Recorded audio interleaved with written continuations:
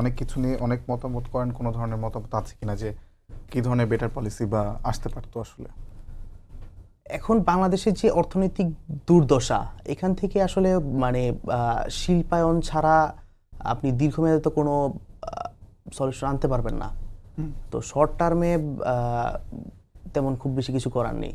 আচ্ছা, মানে আমরা কি আসলে এই বিষয়টা কি এভাবে বলতে পারি যে আমরা আসলে যতটুকু প্রত্যাশা করেছিলাম অন্তর্বর্তীকালীন সরকারের কাছ থেকে কিংবা ছাত্র উপদেষ্টাদের কাছ থেকে সেই রকম প্রত্যাশা পূরণে আপনাদেরও অনেক সময় মনে হচ্ছে যে সেরকম প্রত্যাশা পূরণ করতে পারেনি, যে কারণে আমি দেখি যে অনেকে আপনারা ফেসবুকে স্ট্যাটাস দিয়ে সমালোচনা করেন সরকারের, আপনারা বলতে চান যে আপনার একটা প্রেশার গ্রুপ। আপনাদের কি প্রত্যাশা পূরণ হয়েছে? না, প্রত্যাশা তো আসলে পুরোপুরি পূরণ হয়নি, এটা তো অস্বীকার করার কোনো উপায় নেই।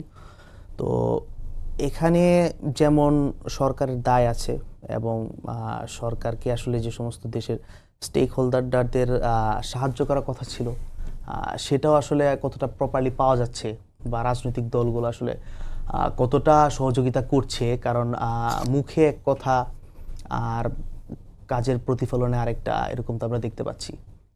আপনারা দেখবেন যে সব রাজনৈতিক দলে কি সরকারকে অসহায়তা করছে এরকম বলতে চাচ্ছেন আপনি? মানে সব রাজনৈতিক দলের তো আসলে সহযোগিতা বা অসহযোগিতায় খুব বেশি কিছু আসে যায় না। আমি বড় রাজনৈতিক দলগুলোর দিকে আসলে ইঙ্গিত ইন্ডিকেট করছি।